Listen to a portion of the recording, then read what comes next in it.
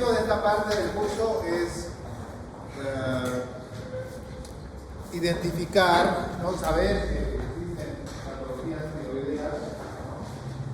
Identificar cuáles son las más frecuentes, saber diagnosticar clínicamente, pero también respaldar diagnósticos de laboratorios sobre la imagen. Vamos a ver las patologías tiroideas orientadas, obviamente, hacia la parte quirúrgica, ¿no? Bueno, entonces vamos a repasar rápidamente lo que es la glándula tiroidea, ¿no? Anatomías, relaciones importantes con algunas estructuras anatómicas y su función, ¿no?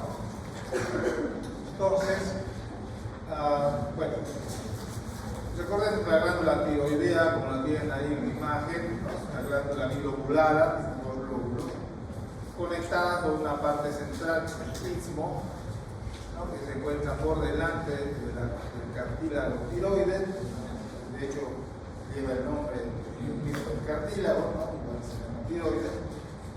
Puede presentar un lóbulo piramidal en el centro que es inconstante, a veces hay, a veces no. Pero básicamente la glándula tiroidea comprende los lóbulos izquierdo y derecho y el istmo, ¿cierto? Está fijado hacia la tiroides y la tráquea por el ligamento de Berry, ¿no? El ligamento de sujeción de la glándula tiroidea. Algo que hay que destacar y recordar fundamentalmente es su relación con uno de los nervios importantes en la fundación, que es el nervio laríngeo recurrente. ¿Por qué no mencionamos eso? ¿Por qué mencionamos esta estructura? Porque resulta que cuando se hace una cirugía de tiroides, si uno no tiene la experiencia, el cuidado necesario, puede lesionar este nervio que, como ven, camina muy cercano a lo que es el nervio laríngeo recurrente, que es el encargado de inervar las cuerdas vocales, por cierto, ¿no? Cualquier lesión de este nervio puede producir una parálisis de la cuerda vocal. Por eso recordamos, porque quirúrgicamente es muy importante para nosotros identificar y poder individualizar este nervio. Porque si por algún motivo se llega a seccionar, cortar, si quieren, o lesionar, el paciente puede quedar con una parálisis vocal en la cuerda y el paciente pierde el habla. Por eso que mencionamos esta estructura muy importante en relación a la glándula tiroidea. De la misma manera, el nervio laríngeo superior, ¿no? Que está muy cercano a lo que es el vértice del lóbulo superior, el vértice del ángulo superior de los lóbulos, ¿no? Aquí tenemos un lóbulo, que es la parte más superior, ¿no? Y aquí la curva. Una lesión a este nivel puede producir que el paciente pierda, ¿no? La calidez y fuerza de la voz. Por eso es que dentro de las estructuras anatómicas que se relacionan a la glándula tiroidea, fundamentalmente estos dos principales nervios, porque su afectación puede repercutir de manera negativa en el paciente, ¿sí? Bueno, la indicación está dada por la arteria superior e inferior, ¿no? La tiroidea superior, que se llama de la arteria carótida, que a su vez en realidad la arteria laríngea superior es la que da las tiroideas superiores, ¿no? Y las tiroideas inferiores a partir de la arteria superior. Por anatomía la sabemos, ¿no? Algo que es importante también dentro de estas estructuras que se relacionan con la tiroides es las glándulas paratiroideas, ¿no? Que son estas pequeñas glándulitas que encontramos acá, que como ven están muy adentradas en la cara posterior de la glándula. Entonces a veces en una resección quirúrgica a veces es difícil individualizarlas, a veces se reseccionan, se los extirpa junto a la glándula tiroidea y realmente puede tener repercusiones a nivel clínico, ¿no? En realidad, cuando uno extirpa todas las glándulas paratiroideas, el paciente entra en un estado de hipoparatiroidismo. Vamos a ver más adelante cuando veamos, cuando revisemos un poquito de lo que es patología paratiroidea, que justamente el hipoparatiroidismo no es secundario a una cirugía, ¿no? La causa más común de hipoparatiroidismo en nuestro medio, ¿sí? Bueno, ¿qué es lo importante recordar? Además de la relación con esas estructuras anatómicas que les decía, debemos recordarnos principalmente cómo es que se producen las hormonas tiroideas, porque la principal función de la glándula tiroidea es secretar hormonas tiroideas, ¿no? ¿Cuáles? La T3, llamada triiodotironina, y la T4, que es la tiroxina, ¿sí? Las dos principales hormonas tiroideas. Y bueno, la glándula también secreta calcitonina, que es la encargada de regular el calcio, ¿no? Pero ahora nos vamos a ocupar de las hormonas tiroideas, ¿ok? Entonces, ¿cuál es la unidad funcional de la glándula tiroidea? ¿Qué se llama?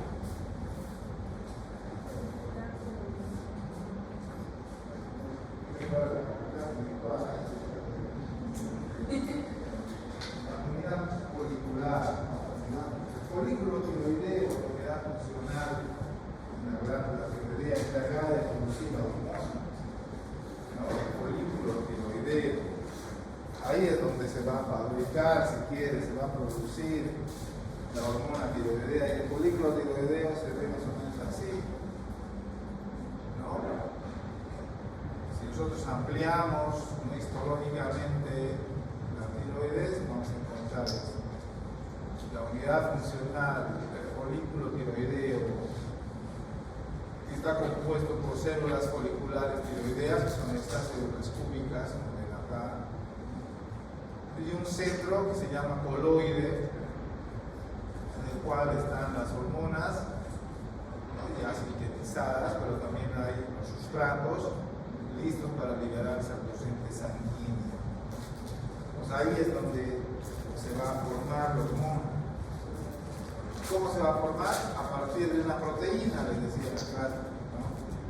La tiroglobulina. Ese es el principal sustrato, que es una proteína, a partir de la cual se van a sintetizar tanto la T3 y la T4, ¿no? Como ven, la unidad folicular está constituida por capas de células foliculares cúbicas, que lo que ya hemos visto, y un depósito de coloide lleno fundamentalmente de TG, que es TG, tiroglobulina. Pero además de la tiroglobulina, ¿cuál es el otro componente importante de la hormona tiroidea?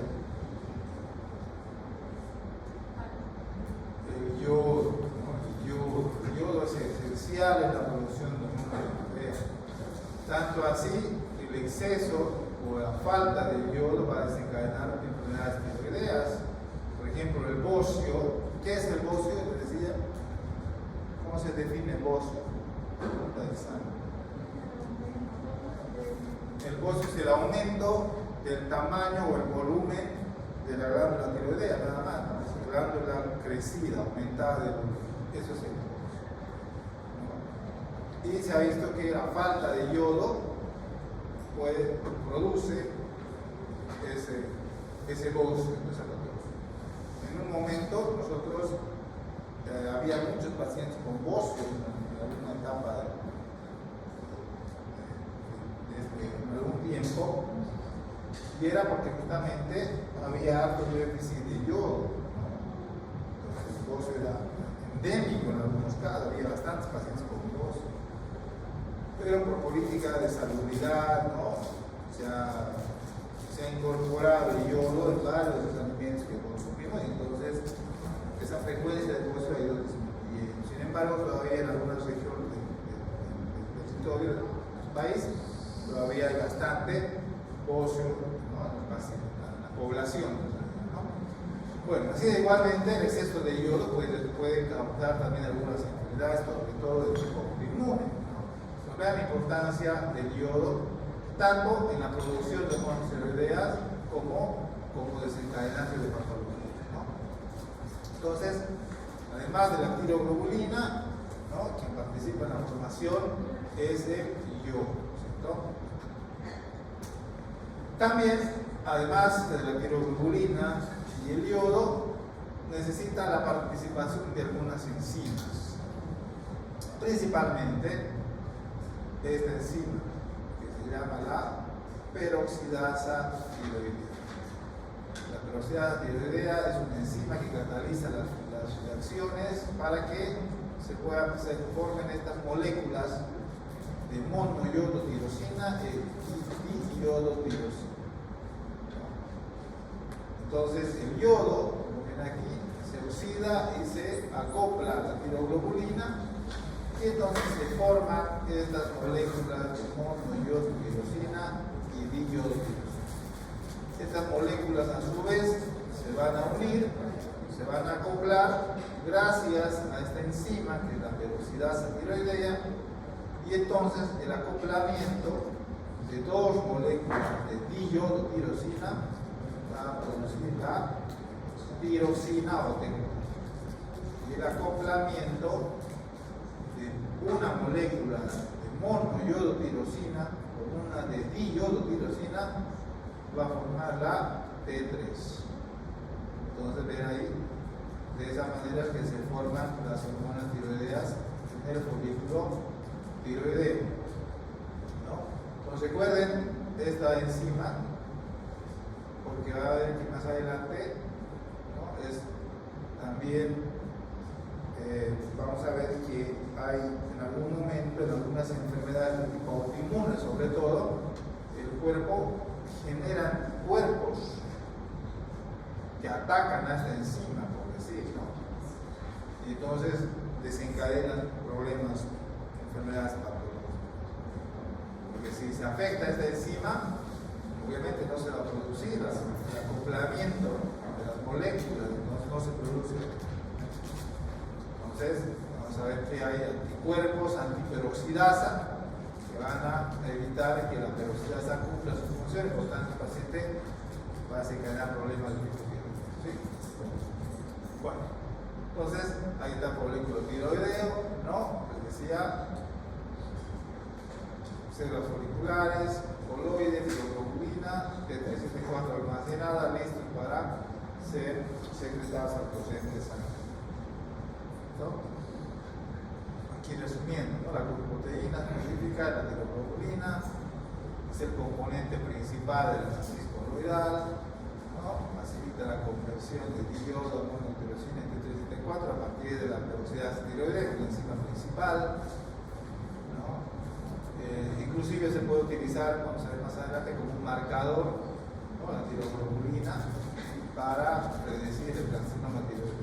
Vamos a ver más adelante cuando veamos patología tiroidea maligna, ¿no? Bueno, entonces además de producir la hormona, tiene que haber un mecanismo para poder regular, ¿no?, su secreción. ¿Cómo es que se regula la secreción de hormonas tiroideas? Ahí tenemos que recordar lo que es el eje hipotálamo hipófisis tiroides, que es el eje que regula la producción de hormonas tiroides, ¿no? Está compuesto por el hipotálamo, hipófisis y la eje. Entonces resulta que la hipófisis, la adenohipófisis, que es la parte posterior de la hipófisis, produce esta hormona que se llama la, no me acuerdo, TSH. ¿Qué significa TSH?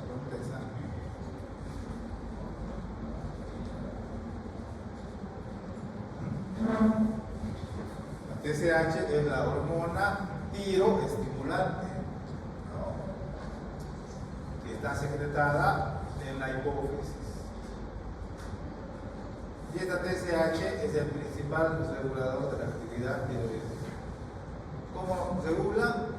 Estimula el crecimiento y la diferenciación de células tiroideas, son células que producen hormonas. Estimula la captación de yodo, ¿no?, yodo es el principal sustrato para la formación de hormonas. La TSH estimula la organificación, o sea, el acoplamiento de moléculas, eso se llama organificación. Y la liberación de la T3 y T4. De esa manera, como ven ahí, la hormona esta actúa a nivel de la glándula tiroidea. Y por eso es que estimula y aumenta la producción de hormonas tiroideas. Entonces, el principal regulador en todo caso debería ser la tesis, el principal regulador de hormonas tiroideas, ¿cierto? Y entonces también debemos recordar que existe un sistema de autorregulación negativa, se llama, o feedback negativo. ¿Cómo funciona esto? Sucede que cuando los niveles hormonales periféricos, es decir, de T3 y T4, están altos, están elevados más allá de su nivel normal, niveles altos de hormonas estimulan negativamente a la hipófisis, es decir, hacen que produzcan menos TSH. Entonces, ante la baja producción de TSH, también baja la producción de hormonas, entonces vas regulando la cantidad de hormonas en el cuerpo. Entonces, eso se llama autorregulación negativa.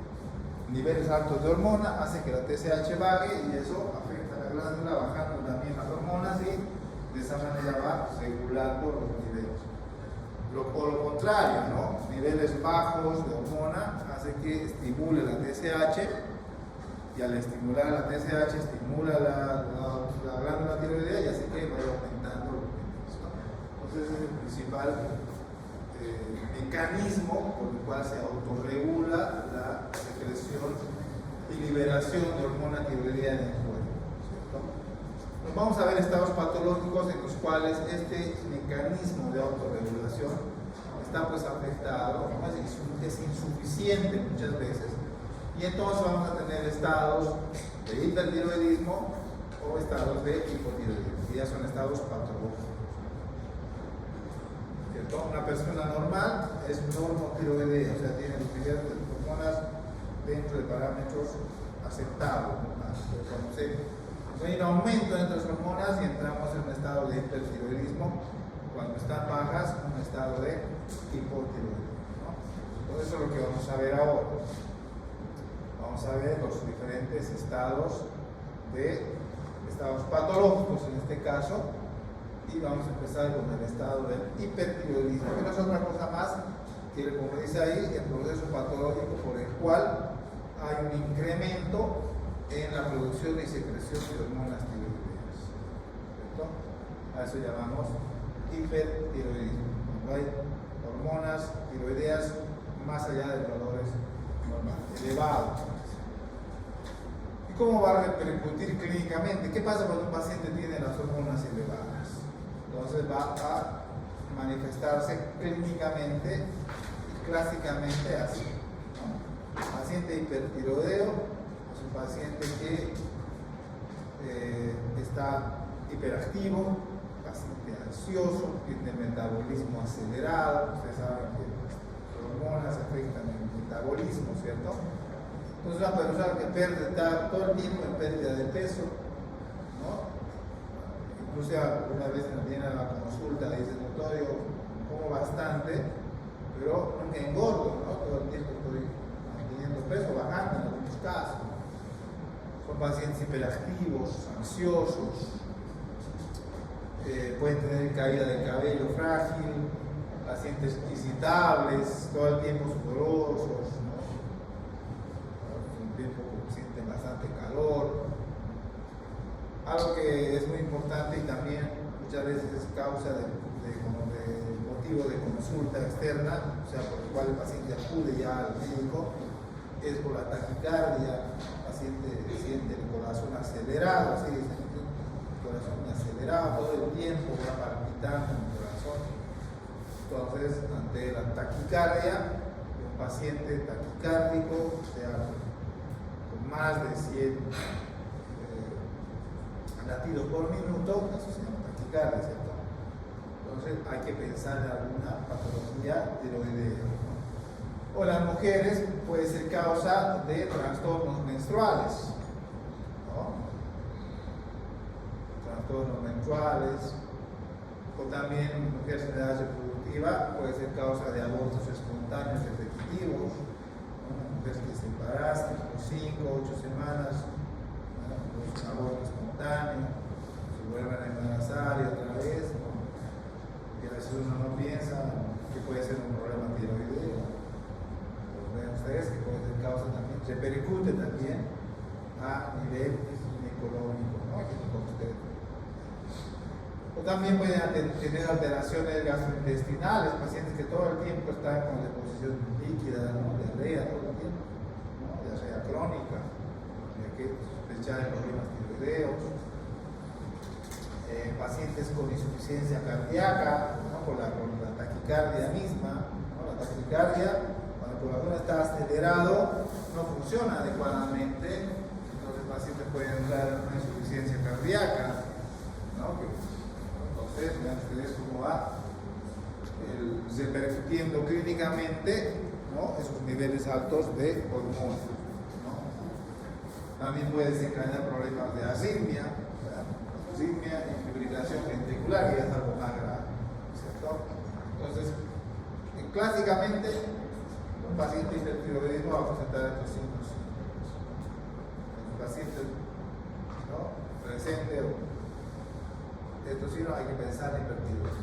Además de que este estado de hipertiroidismo se puede acompañar de algo que se llama exoftalmos, ¿no? El exoftalmos es el paciente con los ojos rotados, como se dice, ¿no? Los saltones, como se dice ahí. Entonces, cuando el hipertiroidismo se asocia además a exoftalmos, se llama la enfermedad de Graves fase 2, enfermedad de Graves. Entonces, la enfermedad de Graves es una de las causas más frecuentes de hipertiroidismo. Es una enfermedad que se presenta preferentemente en las mujeres entre los 20 y 40 años. Se ha visto que esta enfermedad es de tipo autoinmune. Hay anticuerpos que estimulan la producción de TSH. Entonces, como estimulan la TSH, ustedes saben que la TSH estimula a su vez la glándula tiroidea y por tanto se produce más hormona y un hipertiroidismo. ¿Cierto?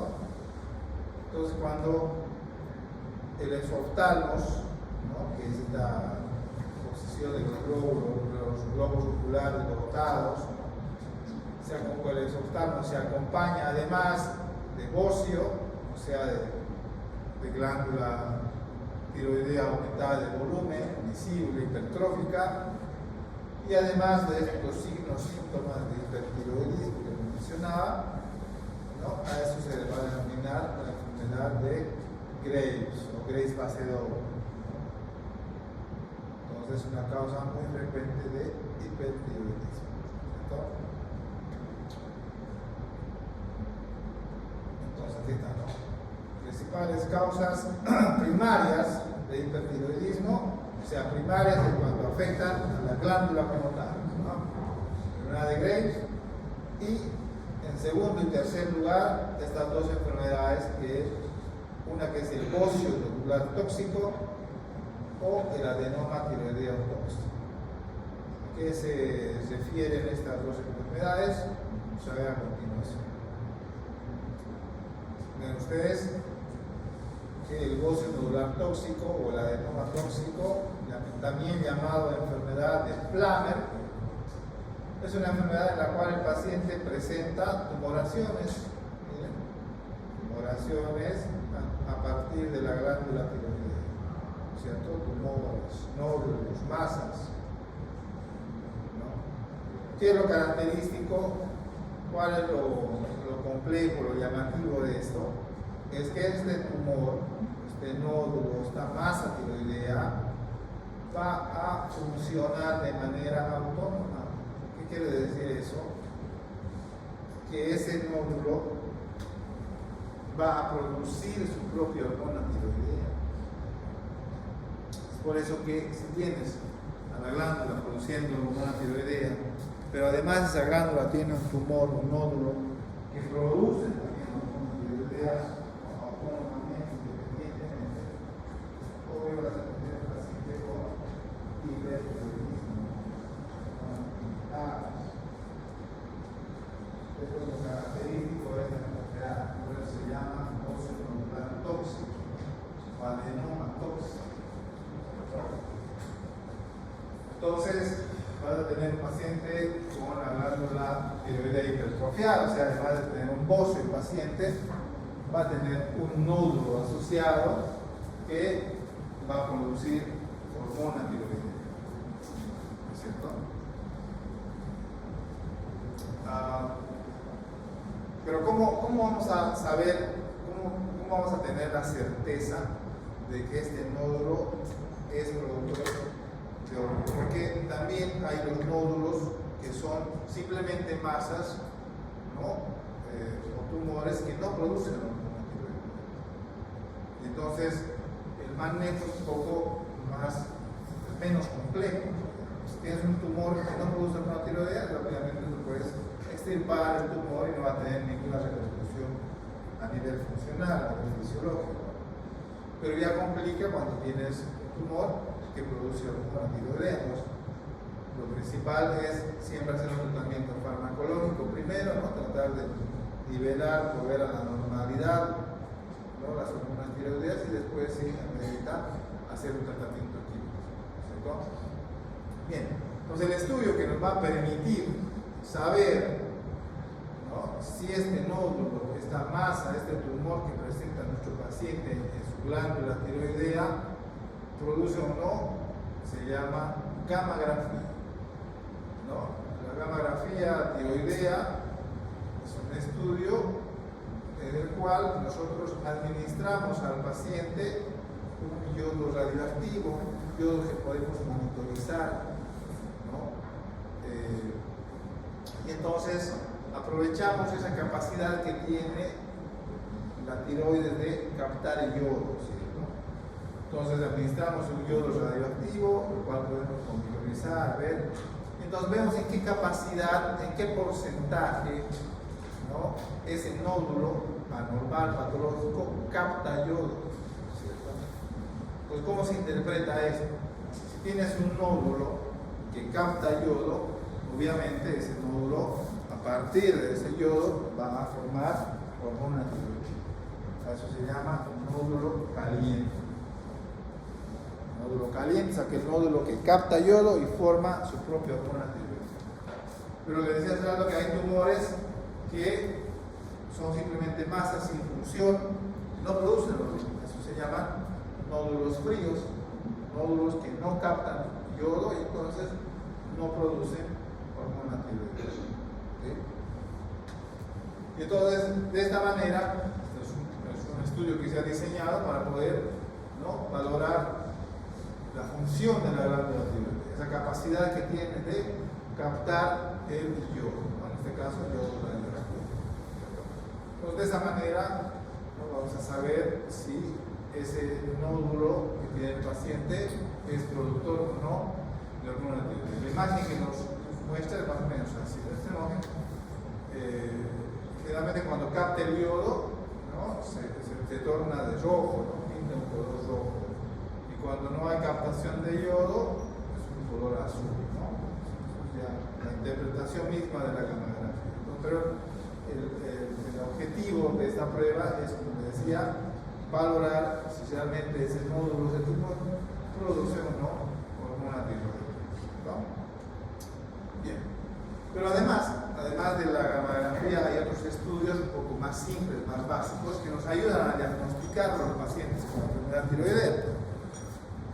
Uno de los básicos, principalmente, son los laboratoriales, que consisten en solicitar la cuantificación de la hormona, tanto de 3, 4 como de PSA. Y entonces, en un estado de hipertiroidismo, vamos a encontrar, obviamente, niveles elevados de T3 y T4, y por este mecanismo de regulación negativa, la hormona TSH va a estar disminuida. Entonces ese va a ser el patrón laboratorial que va a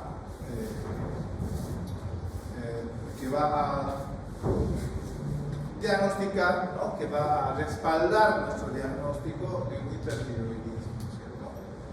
Pero también, como les decía hace rato, las enfermedades tiroideas pueden ser autoinmunes y entonces en esos casos podemos también solicitar la pesquisa o buscar, ¿no? si hay presencia de anticuerpos, ¿no?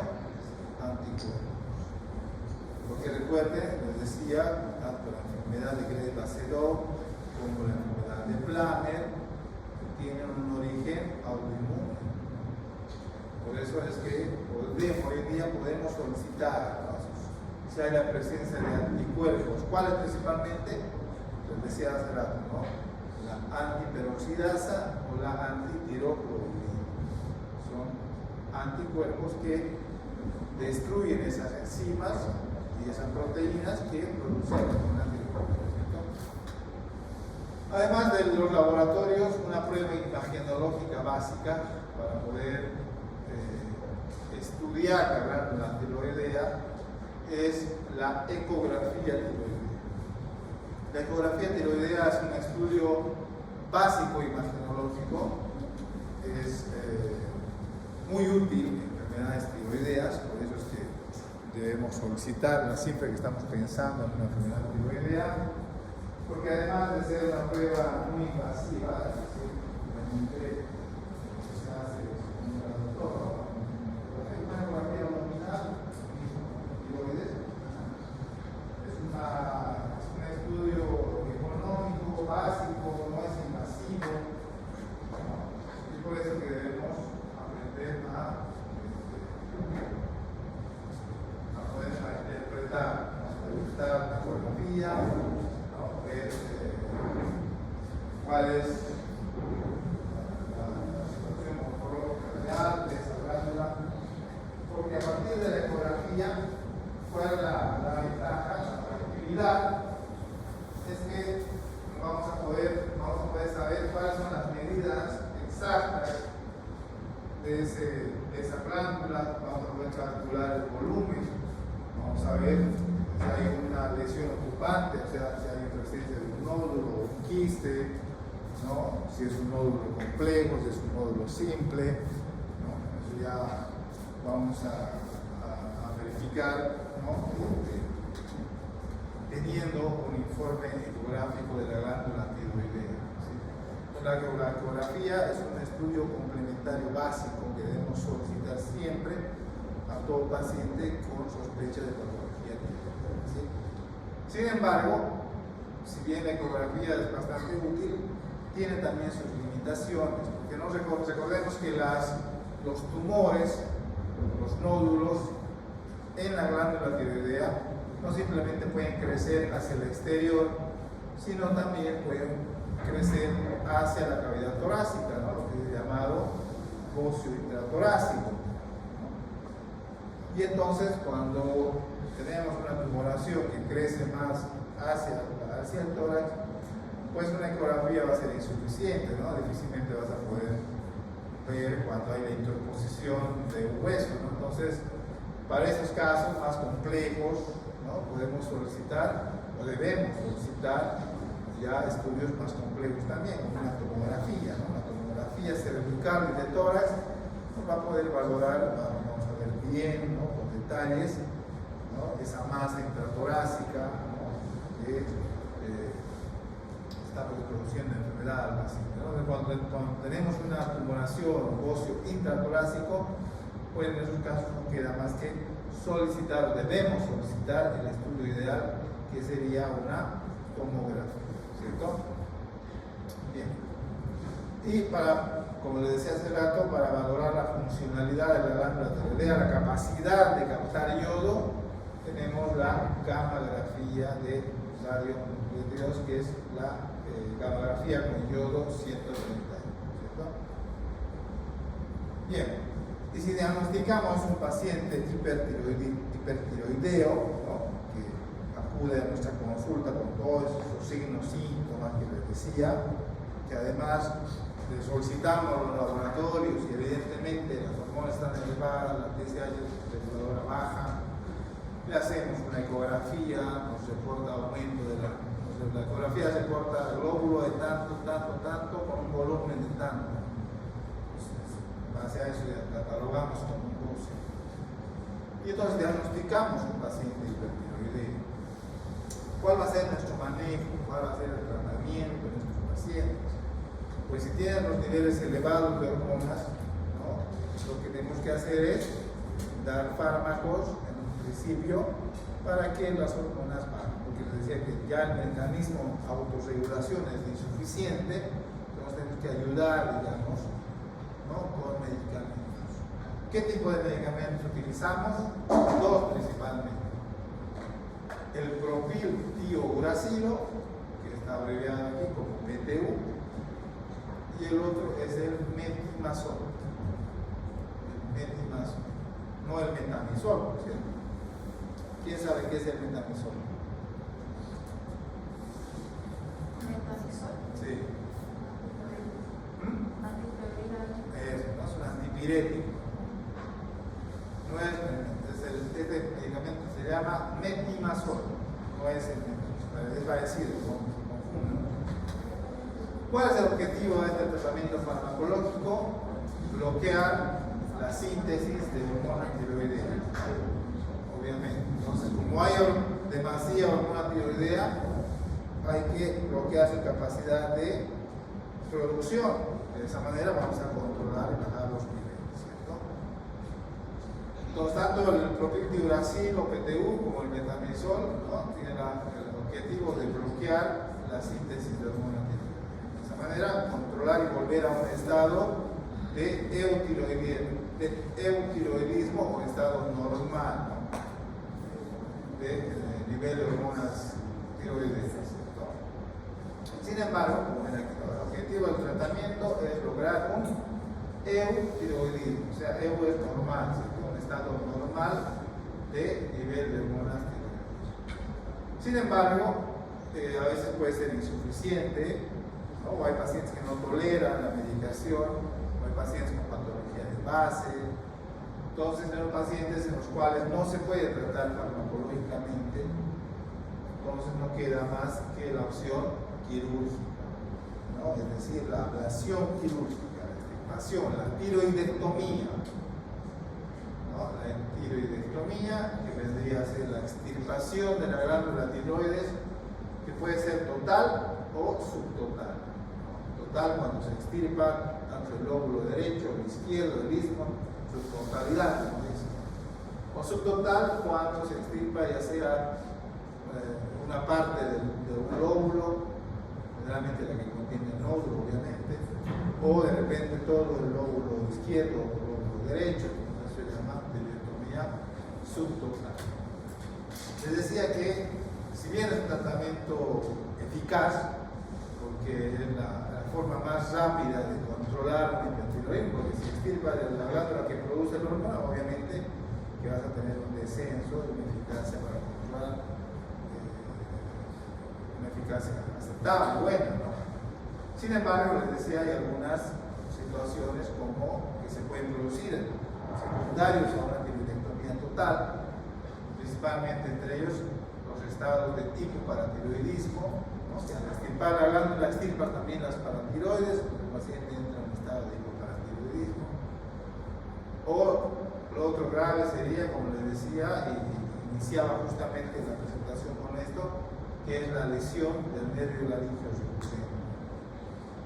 Es por eso que nosotros, cuando operamos de glándula de tiroides, ¿no?, siempre inmediato estamos haciendo algo, entonces si la selección de la línea suculenta puede quedar única, eso sería la selección de la línea suculenta, el paciente queda afónico, no puede hablar, es una complicación obviamente nada deseable sobre la cirugía.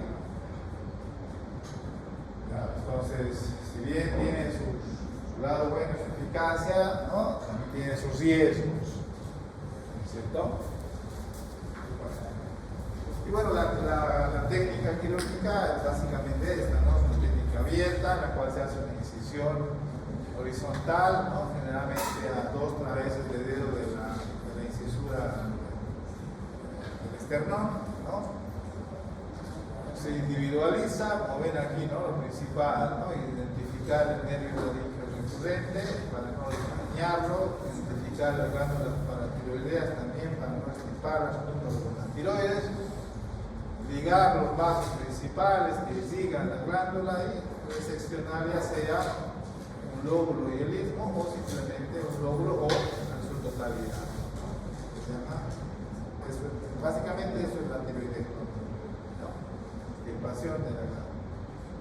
Porque si no se hace tratamiento, ya sea farmacológico o quirúrgico, el paciente puede ser víctima de esta situación que es la tormenta tiroidea, que es un estado grave de hipertiroidismo. Paciente que no se medica, nunca ha asistido, o se medica mal, no se le ha diagnosticado a tiempo, puede entrar en hipertiroidismo grave y se acompaña de, sobre todo, taquicardia extrema, ¿no? Grave, fiebre, confusión, vómitos, ¿no? Inclusive puede llegar a un coma, ¿no? Es un estado grave de hipertiroidismo que se llama tormenta tiroidea. ¿Sí? Caso grave, pues hay que medicar, diagnosticar en su momento, ¿no? Hacer un buen diagnóstico y manejo, ya sea farmacológico, orientar a un tratamiento clínico, ¿cierto? Preguntas hasta acá, dudas. Preguntas, dudas.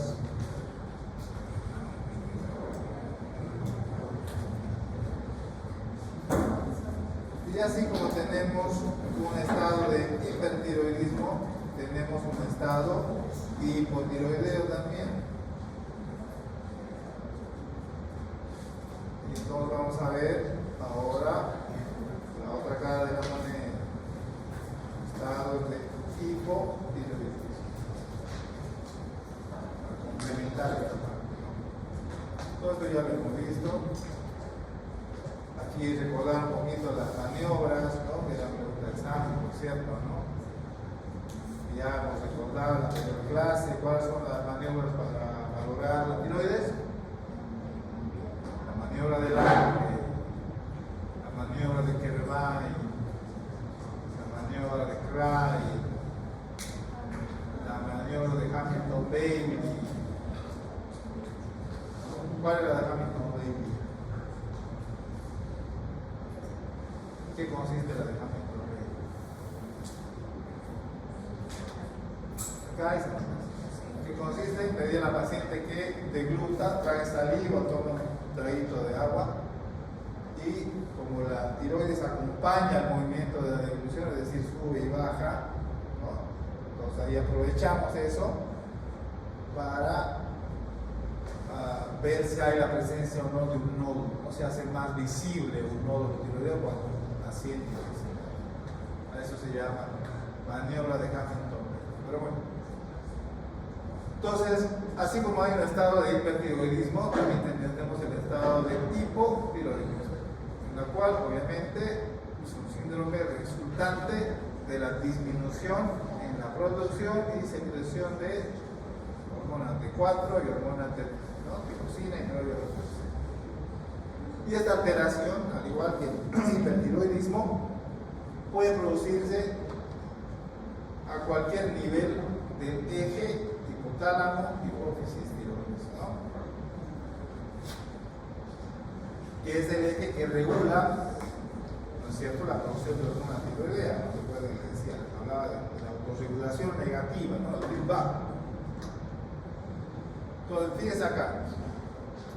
Entonces, en base a esto, vamos a clasificar el hipotiroidismo y también el hipertiroidismo. Podemos clasificar en primario, secundario y terciario. Primario, cuando la afectación, porque el origen de la enfermedad es en la glándula misma. ¿Cierto? Secundario, cuando la afectación es a nivel de la hipófisis. Recuerden que la hipófisis es la que produce la TSH, hormona tiroestimular.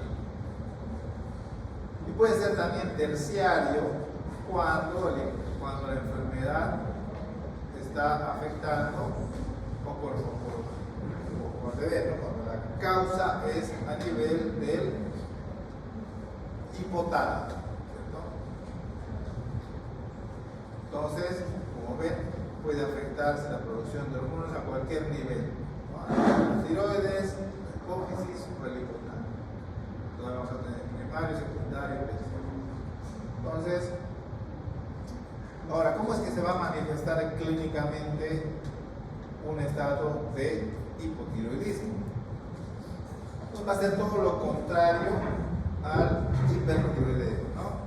Si el hipertiroideo es un paciente delgado, magro, que pierde peso todo el tiempo, un paciente hipotiroideo es lo contrario, un paciente que todo el tiempo gana peso, está subido de peso, inclusive a veces el motivo de consulta, el paciente va y todo el tiempo de peso, gordo, veces que hago ejercicio, hago dieta. Entonces el aumento de peso. Puede tener bocio, sí, ¿no? Puede tener la glándula tiroides aumentada de volumen. Entonces recuerden que el bocio es simplemente el aumento de volumen, de tamaño de la glándula tiroidea, independientemente de que se acompañe de un estado de hiper o hipotiroidismo. El bocio es simplemente la tiroides crecida, ¿no? Aumentada de volumen. Puede presentarse como un estado de hipotiroidismo también. Lo otro son pacientes que están todo el tiempo con sensación de frío, piel seca. Al contrario de los pacientes hipertiroideos, los pacientes son estreñidos, estreñimiento crónico. Son pacientes que están todo el tiempo bradisíquicos, quiere decir desganados, ¿no? Con pérdida de memoria.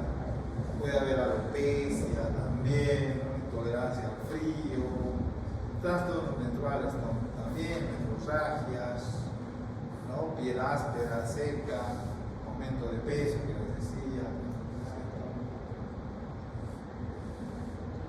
Algo que caracteriza al paciente con hipotiroideo, paciente con hipotiroidismo, es el mixedema, que es similar a un edema. ¿Qué es el edema? Recordemos. ¿Cuál es el concepto de edema? Aumento de volumen, ya puede ser. ¿Qué más? ¿Qué es el edema conceptualmente? Seguramente también es psicología, ¿qué es un edema? ¿Qué será edema?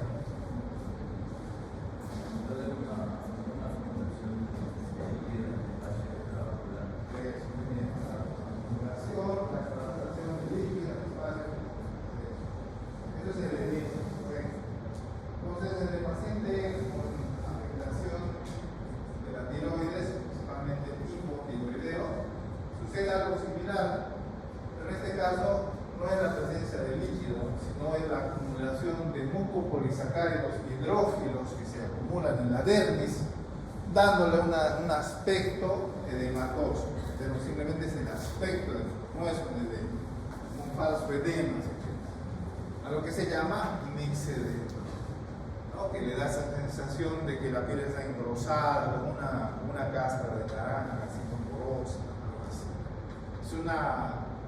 Es una característica del paciente hipotiroideo. Ahora, ¿cómo podemos diferenciar un mixedema de un edema? Digamos, son muy similares. Entonces, podemos realizar lo que es el signo de la fobia. Ustedes saben, ¿no? Cuando tenemos un paciente con edema, ¿qué hacemos? Hacemos presión con el dedo pulgar, ¿no? El signo, ¿cómo se llama el signo? El signo de...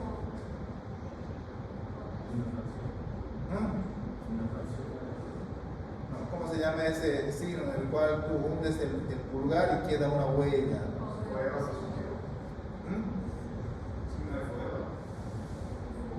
¿Cómo es? Signo de Godin positivo. Y de acuerdo al tiempo en que vuelve a su normalidad, clasificamos una cruz, dos cruces, tres cruces. ¿No recuerdan? Con ese signo de Godin, signo de fobia también se dice, signo de la fobia. Eso sucede en el edema, pero no sucede en el mixedema. Si uno hace la presión con el pulgar, el mixedema no queda bueno. Es un signo de fobia negativo. Ahí diferenciamos lo que es el mixedema del edema. Entonces, el mixedema, como le decía, acumulación de mucopolisacáridos hidrógenos característico de los estados de hipotiroidismo. También puede haber lo que es así como en el hipertiroidismo puede haber un estado grave que es la tormenta tiroidea. En el hipotiroidismo puede haber lo que es el coma mixedematoso, que es un estado grave, ¿no?, que se acompaña de estupor e hipotermia extrema. ¿No? Incluso puede llegar a ser mortal, puede declarar un coma. ¿No? Entonces, generalmente, este coma mixedematoso se presenta en pacientes que no han sido diagnosticados en su momento, no toman medicación, o además de ser hipotiroideos, se asocian a una infección severa, es decir, a una sepsis. ¿No? La sepsis es una infección ya sistémica, no grave, que puede ser de causa respiratoria, urinaria o alguna cirugía. ¿No? Entonces, cuando se combina un estado de hipotiroidismo y sepsis, puede desencadenar, ¿no?, peligrosamente un estado de coma mixedematoso. O también en pacientes que están recibiendo tratamiento para el hipotiroidismo, pero por alguna situación interrumpen bruscamente su tratamiento. Entonces, también se ha visto que los pacientes con suspensión brusca del medicamento, ¿no?, pueden ser un coma mixedematoso. ¿No? Bien, pero ¿cuáles son las causas de un hipotiroidismo? Ya habíamos clasificado en tres principales, ¿no?, primario, secundario y terciario. Entonces vamos a ver cuáles son las causas del hipotiroidismo primario, aquellos que afectan la tiroides como tal, ¿no? Dentro de estas enfermedades tenemos principalmente enfermedades de tipo autoinmune.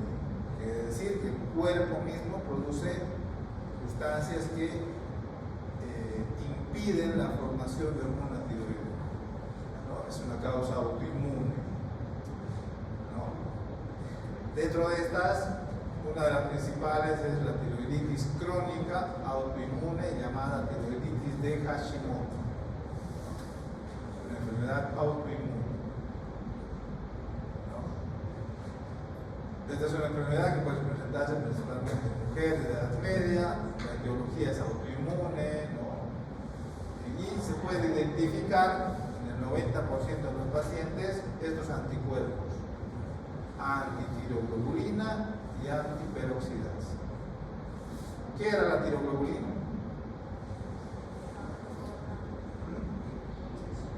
Les dije al inicio, ¿no?, ¿qué es la tiroglobulina?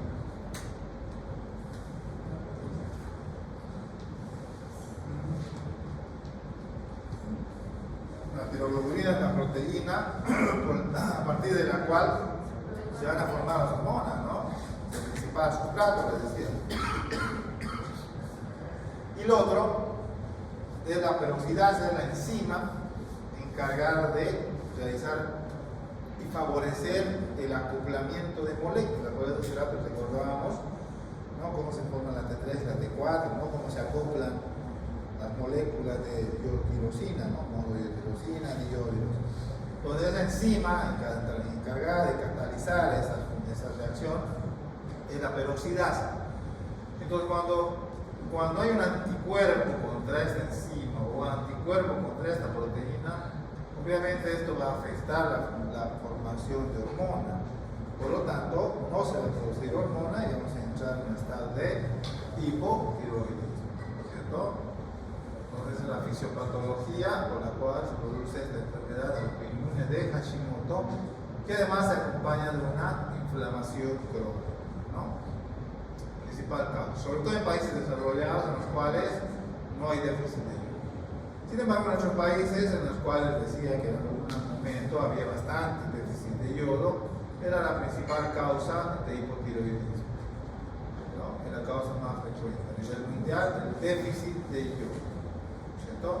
Porque si no hay yodo, como les decía, el yodo es el sustrato fundamental. Si no hay yodo, no hay hormona. Entonces baja la planificación y la síntesis de la hormona T3, ¿no? A eso se conoce como el efecto de Wolff-Chaikoff, ¿no? O sea, disminución de hormona por falta de yodo, ¿cierto? Muy bien. De hecho, las dos principales causas de hipotiroidismo. Como tercera causa tenemos el hipotiroidismo iatrogénico, es decir, aquel hipotiroidismo que se produce por consecuencia de, puede ser una radioterapia, ¿no? Pacientes con patología oncológica, por ejemplo, que vamos a ver una clase para ver patología maligna de tiroides, porque todo esto que estamos viendo es patología benigna, ¿no? Vamos a ver también patología maligna. Cuando tienes un paciente con patología maligna, a veces no queda más que hacer radioterapia, es decir, sesiones de irradiación, ¿no? Producto de eso, ¿no? Puede también afectar la glándula y hacer que sea que entre en un estado de hipotiroidismo, que no produzca hormona y entonces se produzca hipotiroidismo, ¿cierto? Otra causa de hipotiroidismo obviamente es el postquirúrgico, ¿no? Cuando reseccionamos la glándula tiroidea en su totalidad, obviamente el paciente va a entrar en un estado de hipotiroidismo. Es por eso que el paciente tiroidectomizado, es decir, el paciente que ya no tiene la glándula tiroides, que vemos reseccionada, la hemos extirpado quirúrgicamente, es un paciente que va a tener que tomar hormona pues, durante el resto de su vida, ¿no? Pero por lo menos se ha controlado el hipertiroidismo, ¿cierto? Bueno, entonces la tercera causa más común de hipotiroidismo primario, ¿cierto? De otras causas menos frecuentes, enfermedades infiltrativas, muy raras, como la hemocromatosis, la amyloidosis, o secundarias a fármacos, ¿no? Como la miodarona en pacientes cardiópatas, o litio en pacientes psiquiátricos. Bueno. Dentro de las causas de hipotiroidismo también hay la causa secundaria, como les decía, ¿no? Cuando la afectación es a nivel de la hipófisis, ¿correcto? Y una de las causas de hipotiroidismo secundario más frecuentes es este que se llama el síndrome de Shiga. ¿No? Pregunta en examen, síndrome de Shiga. ¿Qué es el síndrome de Shiga? El síndrome de Shiga es una necrosis de la hipófisis posterior a un parto. Pero un parto complicado, obviamente, ¿no? Pacientes con eclampsia, preeclampsia, ¿no? Que hacen pacientes con el estado de eclampsia, preeclampsia, la paciente embarazada, pues con niveles de tensión alta, ¿no? Y entonces hacen que se produzcan vasoespasmos, ¿no? Y esto puede ocurrir a nivel de la hipófisis, por lo tanto, si no recibe irrigación sanguínea de la hipófisis, se necrosa. Y si se necrosa, no produce TSH, ¿no? Y si no hay TSH, no hay hormonas. Por lo tanto, el síndrome de Shiga es una causa de hipotiroidismo secundario, ¿sí? También los problemas que tienen que ver con tumores, los famosos adenomas hipofisiarios, ¿no? Tumores que invaden la hipófisis o ocupan bastante espacio desplazando la hipófisis, por lo cual hace que no produzca TSH y se produzca hipotiroidismo, ¿cierto? Bien, de hecho las principales causas de hipotiroidismo de origen secundario. Y lo otro es el hipotiroidismo terciario, ¿no? Aquel hipotiroidismo en el cual la alteración sea a nivel del hipotálamo. Dentro de estas enfermedades, principalmente neoplasia, los cuales invaden, ¿no? Lo que es invaden el hipotálamo, ¿no? Hacen que haya un déficit a nivel de y, por ende, un estado de hipotiroidismo, ¿no? Entonces, como ven, dentro de estas tres principales formas de hipotiroidismo, obviamente las de primarios son las más comunes, ¿no? Y dentro de hasta su tiempo era principalmente por déficit de yodo, pero hoy en día está cambiando y se está viendo que son de carácter autoinmune principalmente los hipotiroidismos. Bien.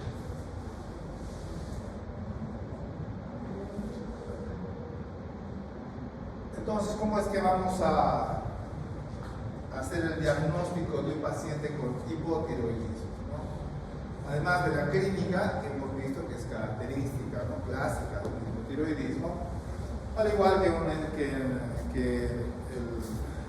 manejo de un paciente hipertiroideo, tenemos que solicitar la dosificación de hormonas, es decir, ver los niveles, medir los niveles de hormonas tiroideas, y obviamente los pacientes hipotiroideos van a estar disminuidos, por ese mecanismo de autorregulación. La TSH va a estar aumentado o disminuido.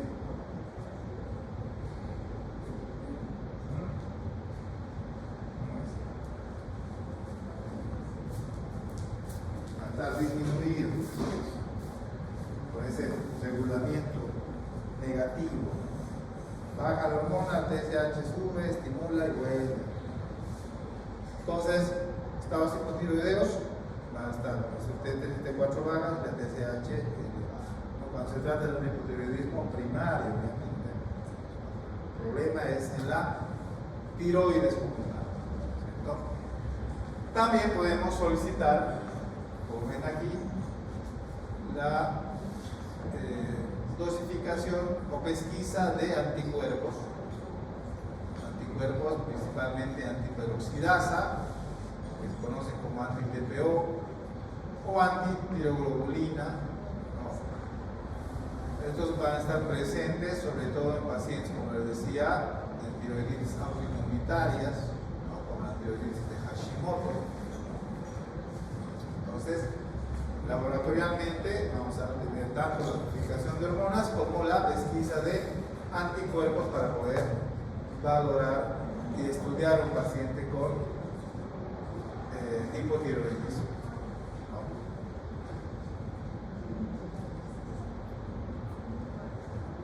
Bien, entonces, si tenemos diagnosticado un paciente con hipotiroidismo, ¿no?, con la clínica clásica del hipotiroidismo, demostrado laboratorialmente que puede o no tener postio, que les decía, entonces, ¿cuál se va a hacer el tratamiento? Tenemos un paciente con déficit de hormonas, tendremos que darle más hormona, ¿no? Entonces, para eso tenemos una hormona obtenida sintéticamente que se llama la levotiroxina.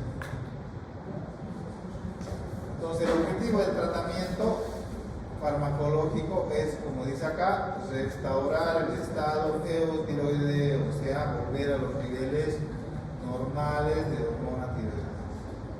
De esa manera se van a liberar también la TSH y las manifestaciones clínicas van a revertir.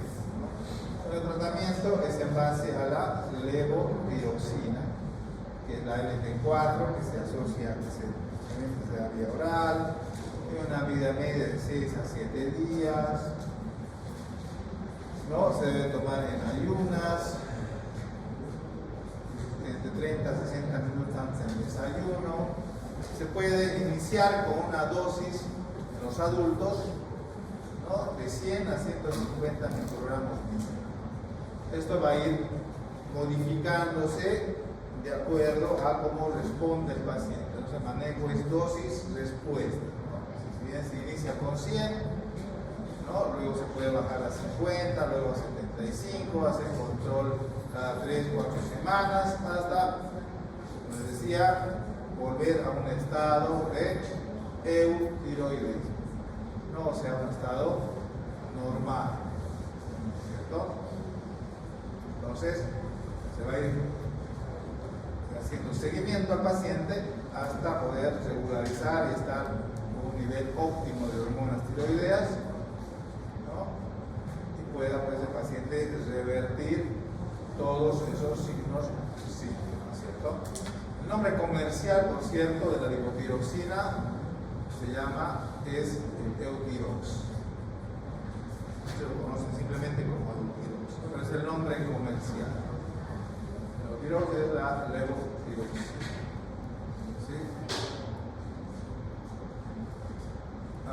Bueno, también, obviamente, que este medicamento se puede dar en mujeres embarazadas, ¿no? Obviamente que hay que ajustar la dosis, ¿no? Lo que digo sobre todo es valorando, viendo el tema de dosis después, ¿no? Se inicia con una dosis, se hace seguimiento hasta que normalicen las hormonas y se va reduciendo la dosis, ¿cierto? Bueno, hasta ahí alguna duda, alguna pregunta.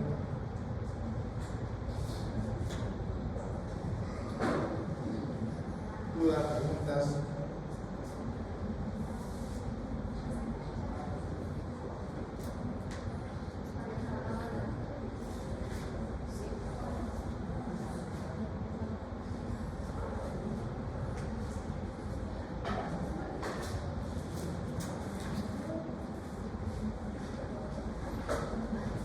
Bien.